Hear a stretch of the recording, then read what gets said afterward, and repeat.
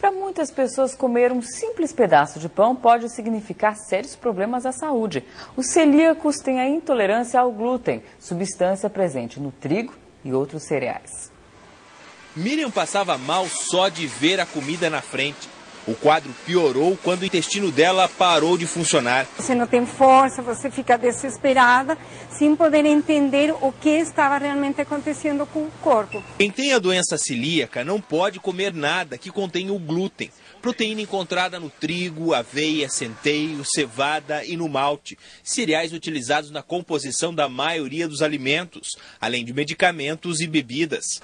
Desde 2003, uma lei federal obriga as indústrias a informarem na embalagem se o produto contém ou não a substância. Que aí você tem confiança, acreditando na empresa que está obedecendo a lei, que deve dizer não contém glúten ou contém glúten.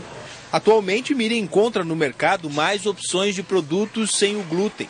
As fibras são presença obrigatória na dieta dos doentes, explica a nutricionista Maria Barbie. Frutas, verduras, legumes, sementes de linhaça, principalmente nas cascas dos alimentos. Todas as frutas que a gente consegue absorver a casca, ela é rica em fibra. Dona Tânia sempre gostou de cozinhar desde menina. E hoje ela ganha vida vendendo massas, pães e pastéis para fora.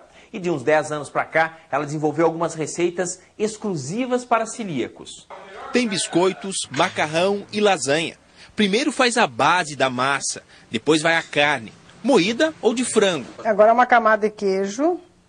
Cenoura ralada e creme de milho. Reforça com mais uma camada de massa, queijo e creme de milho novamente. E está pronta a lasanha para ir ao forno. 20 minutos de forno. A comida é totalmente diferenciada, porque não vai o glúten. E quando você não usa o glúten, é difícil você dar ponto na comida. Especialmente o pão, as massas, né? Então você vai fazendo experiência, até chegar num ponto. E ele pode ter uma vida saudável e normal, comendo tudo isso que está aqui. O que está aqui ele pode comer.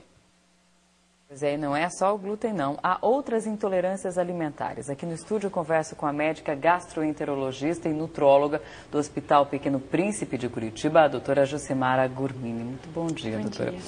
No caso do glúten, a pessoa já nasce com essa intolerância ou pode adquiri-la aí com o tempo? Na verdade, Alessandra, já existe uma predisposição genética e a partir do momento que o paciente, que a criança entra em contato com o glúten, aí não existe um tempo determinado, mas os sintomas começam a aparecer. Então, só a partir do momento que entra em contato com essa substância. Quais são esses sintomas? Então, na verdade, quando a gente fala em doença celíaca, nós temos a forma típica e atípica. A forma típica é aquela criança que não ganha peso, desnutrida, com diarreia, uma distensão abdominal, barriga grande, sem glúteos, né? Então tem um emagrecimento importante. E na forma atípica, e cada vez parece que se vê mais essas formas atípicas, e por isso que o paciente passa sem diagnóstico, às vezes esse diagnóstico só vai ser feito na vida adulta. Então nessa situação eu posso ter pacientes ou adultos já com osteoporose, sem necessariamente ter diarreia, pacientes mulheres com dificuldade para engravidar ou com abortos sucessivos, né? A baixa estatura também pode ser uma forma atípica da doença celíaca, né? Então cada vez mais tem que pensar nessas outras formas que não a forma clássica da doença celíaca. Quer dizer, a pessoa ela pode ser celíaca e não saber que é celíaca. Isso, E não necessariamente aparecer, ou a manifestação aparecer quando é criança. Justamente.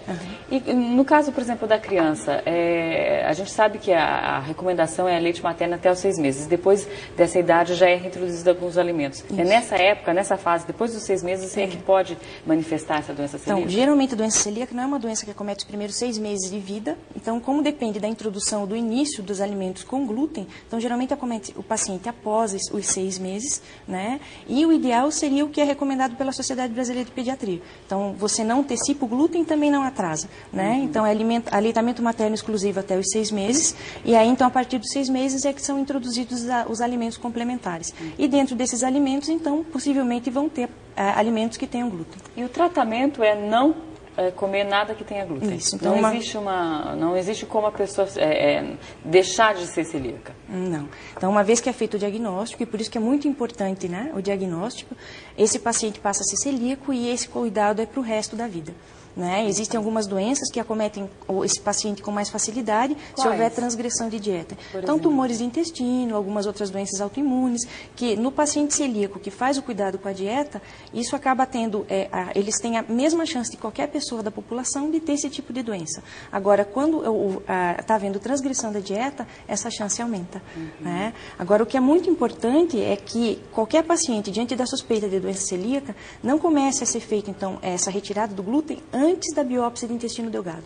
Porque senão a gente perde a grande oportunidade de fazer um diagnóstico correto. Né? E aí fica um paciente com dúvida no diagnóstico. E com relação às outras intolerâncias, há muita confusão, né? A questão da intolerância à lactose, alergia à proteína do leite. Explica pra gente qual que é a diferença entre uma e outra. Então, na verdade, são enfermidades diferentes, né? Então, na intolerância à lactose, então, geralmente isso é um quadro transitório, né? Eu posso ter, lógico, as doenças, a intolerância que acontece de uma forma primária, a criança já nasce com esse problema, mas é raro.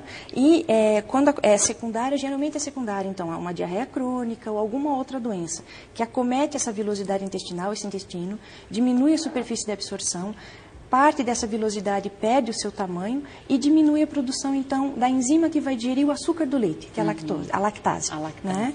Então, nesse caso, eu não vou ter fenômenos alérgicos e vai ser só uma alteração de vilosidade intestinal. Né? Já na alergia à proteína do leite de vaca, o que vai acontecer é que essa proteína vai atravessar a barreira mucosa, da mucosa intestinal, vai se desenvolver alguns fenômenos alérgicos e essas alterações podem acometer ou o tubo digestivo, ou respiratório, ou ainda a pele. Né? Na intolerância à lactose, parece que é dose dependente. Então, o que acontece é assim, pode ser que com uma quantidade X de leite eu não tenha nenhuma manifestação, mas com um volume maior isso passe a acontecer. Né? Já na proteína, não. Pequena fração de proteína que seja ingerida já é o suficiente para o paciente ou para a criança a apresentar os sintomas. Né? Tá ok, então. Muito obrigada pelos seus esclarecimentos. Obrigada a você, obrigada pela oportunidade.